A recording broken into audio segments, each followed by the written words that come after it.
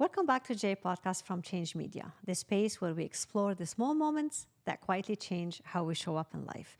I'm Janine, and today it's about saying no without ever saying the word no. And how this lesson came not from a book, a conference, or even another adult, but from my 8-year-old son. So here it goes. It was a typical weekday afternoon. He's deep in iPad world, Minecraft, or some dinosaur battle, the zone. So I walk in with the homework reminder. But I decide to be strategic. I'm not going to command, turn it off. Nope. I'm going to be the cool, reasonable parent. So I say, okay, buddy, 10 more minutes, then homework time.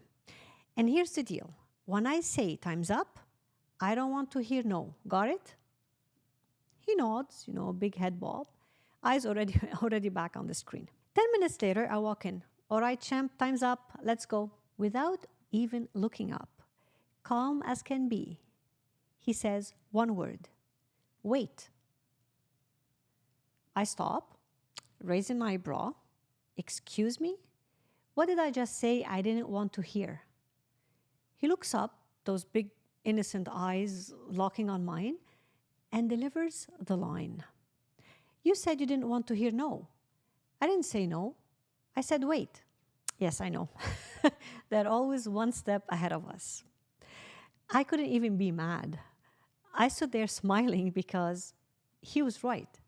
Technically, he's right. Because he's followed the letter of my rule while completely sidestepping the spirit of it. In one tiny word, he taught me something profound, actually. Saying no doesn't have to be blunt, confrontational, or even use the word no at all. A gentle wait, a thoughtful pause, a creative redirect, these can hold your ground, keep the peace, and still protect your boundaries. And the truth is, as adults, most of us could borrow a page from that 8-year-old playbook. So why do we find it so hard to say no? If it were easy, we wouldn't need podcasts, books, or therapy sessions about it, right? Let's be honest. Most of us say yes way more than we actually want to. So here are the 5 big barriers I keep coming back to, the emotional, social, and mental hurdles that make no feel like climbing Mount Everest. First barrier, fear of disappointing others. Deep down, many of us feel responsible for how other people will react. One no, and suddenly we're imagining damaged relationship, damaged friendships, lowered respect at work, or even the end of a connection.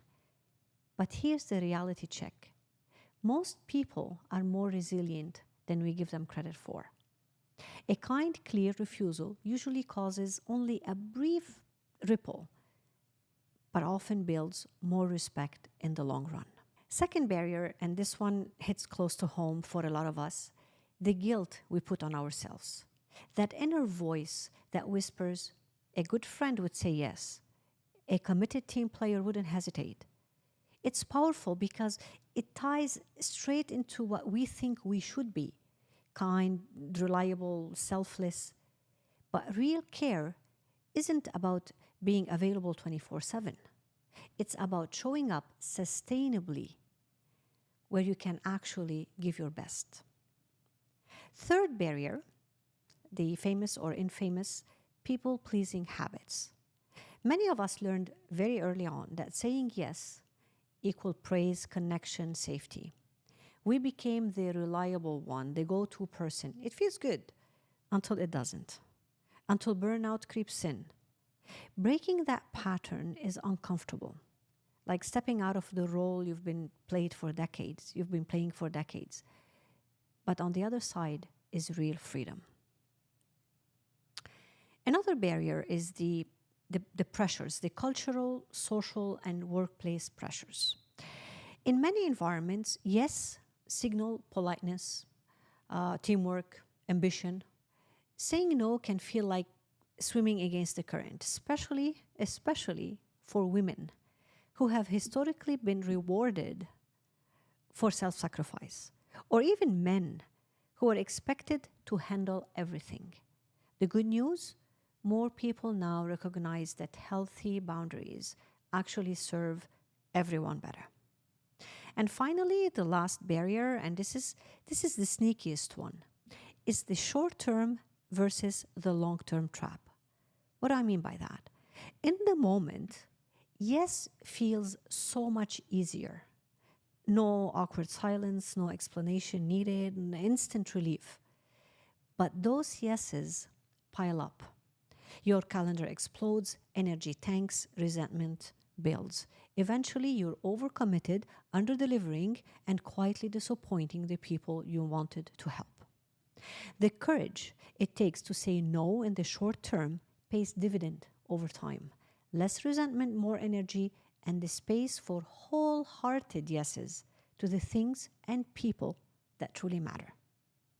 No doesn't have to be harsh or confrontational. A soft wait, let me think about it, that doesn't work for me right now, can do the same job, sometimes better. The goal is not to avoid ever disappointing anyone. The goal is to protect the quality of your yeses. Because the enthusiastic, wholehearted yes is one of the most valuable gifts you can give another human being. I'm still practicing, but I'm getting better. And if you're listening and thinking, yeah, I really need to get better at this too, you're in good company. Millions of us are working on the same skill. So next time you feel that familiar yes reflex kicking in, maybe channel your inner 8-year-old. Find the clever wait, protect your time, and do it with a little smile. That's it for today. Drop a comment and tell me what's your go-to gentle way to say no. I read them all. If this story resonated, subscribe to J Podcast for more tales and lessons from the startup trenches. Share it with other founders, drop us a review, and tag Change Media on socials to let us know what you think. Next episode, we'll dive into another moment from my journey. Until then, keep building, keep learning, and check out J Academy, where you learn how and when to say no. See you next time.